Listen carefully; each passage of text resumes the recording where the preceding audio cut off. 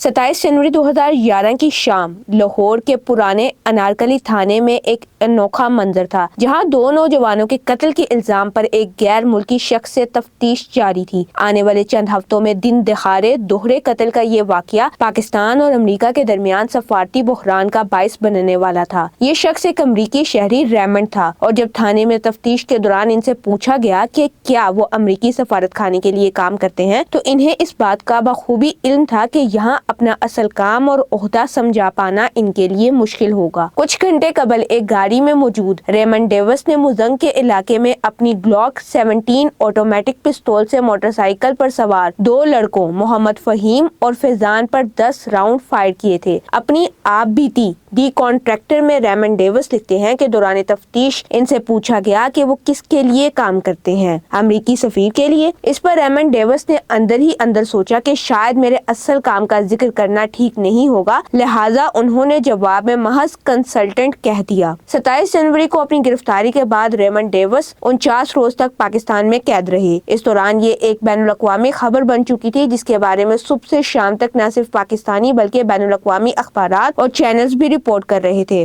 ताहम फिर 16 मार्च को लाहौर की शरई अदालत ने इन्हें दियत के तहत मकतूलीन के वर्सा को $24 लाख खून बहा अदा करने पर रहा कर दिया गया। रेमंड डेविस और उनके शरीक मुसन्निफ स्टॉर्म्स रेबक ने बड़े ड्रामाई अंदाज में जेल रोड और फेरोजपुर रोड के संगम पर पेश आने वाले वाकये की मंजरकशी की है, जिसमें उन्होंने दो पाकिस्तानी शहरियों को गोली मारकर हलाक कर दिया था। वो अपनी किताब में दावा करते हैं कि जब वो चौक में ट्रैफिक में फंसे हुए थे तो इनकी गाड़ी के आगे मोटरसाइकिल पर सवार दो अफराद में से एक ने पिस्तौल निकालकर इन पर तान लिया। रेमंड डेविस इंतहाई तरबियत याफ्ता सिक्योरिटी कॉन्ट्रैक्टर थे और उन्होंने ऐसी ही सूरत हाल का मुकाबला करने की बारहा मशक की थी। उन्होंने फौरन अपना पिस्तौल निकालकर इसके मैगजीन में मौजूद 17 में से 10 गोलियां गाड़ी की विंड स्क्रीन से फायर करके इन दोनों मोटरसाइकिल सवारों मोहम्मद फहीम और फैजान हैदर को हलाक कर दिया। रेमंड डेविस को इन दोनों की हलाकत का जरा भी अफसोस नहीं। वो अपनी किताब में लिखते हैं कि फैसला मैंने नहीं बल्कि मोहम्मद फहीम ने पिस्तौल निकाल कर किया था। अगर कोई मुझे नुकसान पहुंचाने की कोशिश करे तो इन्हें मारकर मेरा ज़मीर साफ रहेगा, क्योंकि मेरा अव्वलीन मकसद अपने खानदान के पास वापस आना है। रेमंड डेविस को इसी दिन गिरफ्तार करके इनके खिलाफ दफा 302 के तहत मुकदमा दर्ज कर लिया गया था। इसी वक्त लाहौर में अमरीकी कौंसल खाने से एक गाड़ी इन्हें छुड़वाने के लिए आई तो इसने सड़क के गलत तरफ गाड़ी चलाते हुए एक मोटरसाइकिल सवार को टक्कर मार दी और यूं इस वाकये में हलाकतों की तादाद 3 हो गई। रेमंड डेविस ने अपनी किताब में लिखा है कि इन्हें गिरफ्तार करके पहले एक फौजी छावनी और बाद में लखपत जेल मुंतकिल कर दिया गया। जब अमरीकी सफारत खाने को पता चला तो उन्होंने डेविस को रहाई दिलवाने की सरतोड़ कोशिशें शुरू कर दी। ये वही जमाना है जब अमरीकी हुकाम को पाकिस्तान में उसामा बिन लादेन की मौजूदगी का इल्म हो चुका था और उन्होंने उसामा के खिलाफ ऑपरेशन का फैसला कर लिया था। अमरीकी हुकाम को खदशा था कि अगर उसामा के खिलाफ ऑपरेशन हुआ और इस दौरान डेविस पाकिस्तानी हिरासत में रहे तो इन्हें मार दिया जाएगा। यही वजह है कि खुद इस वक्त के सदर बराक ओबामा ने 15 फरवरी को रेमंड डेविस का जिक्र करते हुए कहा कि वो हमारा सफारतकार है और इन्हें वियना कन्वेंशन के तहत इस्तिस्ना हासिल है। मुसन्निफ शुजा नवाज के बकौल डेविस को सदर के जरिए सफारतकार कहलवाकर अमेरिका ने बड़ा खतरा मोल लिया था। वो अपनी किताब the battle for Pakistan, the bitter US friend and a tough neighbourhood में लिखते हैं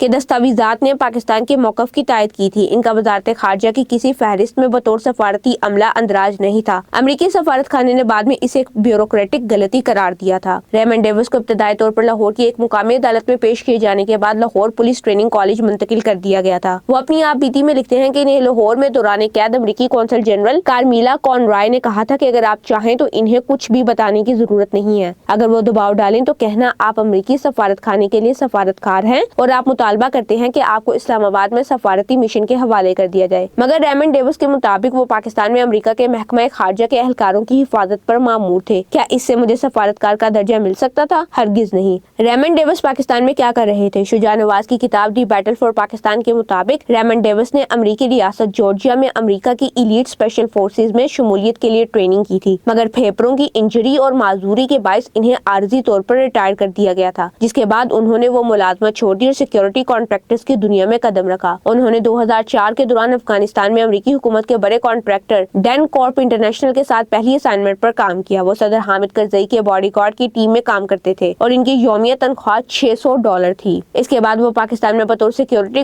کانٹریکٹر آیا اور پہلے پشاور میں اور اس کے بعد اسلام آباد میں امریکی سفارت خانے کے لیے کام کیا۔ وہ لاہور میں امریکی قونصل خانے کے ساتھ 2009 سے 2011 تک وابستہ رہے۔ شجاع نواز نے اپنی کتاب میں دعویٰ کیا ہے کہ ISI کے سربراہ شجاع پاشا نے نجی طور پر CIA کے ڈائریکٹر لیون پنیٹا سے یہ تصدیق کرنے کو کہا تھا کہ آیا ریمنڈ ڈیوس جاسوس ہیں، تاہم پینٹا نے اس کی تصدیق نہیں کی تھی، جس کے بعد یہ معاملہ عدالت تک پہنچا۔ ریمنڈ ڈیوس کی کتاب دی کانٹریکٹر کے مطابق ان کے پاس موجود گلوک 17 پستول، GPS کیمرہ، فون اور مٹرولا کا 2-وے ریڈیو سبھی ان کی جگہ پہلے کام کرنے والے کانٹریکٹر کے استعمال میں رہے تھے۔ تاہم ریمنڈ ڈیوس کا کہنا ہے کہ وہ براہ راست امریکی حکومت کے ساتھ کام کرتے تھے اور ان سے سیکیورٹی خدمات کے ٹھیکے حاصل کرتے تھے۔ وہ لکھتے ہیں کہ وہ نہیں چاہتے تھے کہ ماضی میں ان کی اسپیشل فورسز سے وابستگی کے بارے میں پاکستانی حکام کو علم ہو، کیونکہ انہیں خدشہ تھا کہ انہیں کسی جاسوس کے طور پر پیش کیا جا رہا تھا۔ 2017 کے دوران نیو یارک ٹائمز کو دیے ایک انٹرویو میں ریمنڈ ڈیوس نے CIA کے لیے کام کرنے سے متعلق سوال پر کہا تھا کہ میرا کام سفارت خانے میں ہر کسی کو ضرورت کے تحت تحفظ فراہم کرنا تھا۔ عدالت میں آخری پیشی اور رہائی۔ سب سے ڈرامائی دن مقدمے کا آخری دن تھا جب لاہور کی کورٹ لکھپت جیل میں قائم کردہ خصوصی سیشن کورٹ میں ریمنڈ ڈیوس پر قتل کی فرد جرم عائد ہونا تھی۔ عدالتی کارروائی چونکہ اردو میں ہو رہی تھی اس لیے ڈیوس کو کچھ خاص پتہ نہیں چلا، لیکن درمیان میں وہاں موجود لوگوں کے رد عمل سے پتہ چلا کہ کوئی بڑی بات ہو گئی ہے۔ ڈیوس کے ایک امریکی ساتھی پال وکیلوں کا حصار توڑ کر پنجرے کے قریب آئے اور کہا کہ جج نے عدالت کو شرعی عدالت میں تبدیل کر دیا ہے۔ شجاع نواز لکھتے ہیں کہ امریکہ میں پاکستانی سفیر حسین حقانی نے ایک انٹرویو کے دوران انہیں بتایا تھا کہ انہوں نے دیت کے ذریعے اس معاملے کو سلجھانے کا مشورہ دیا تھا۔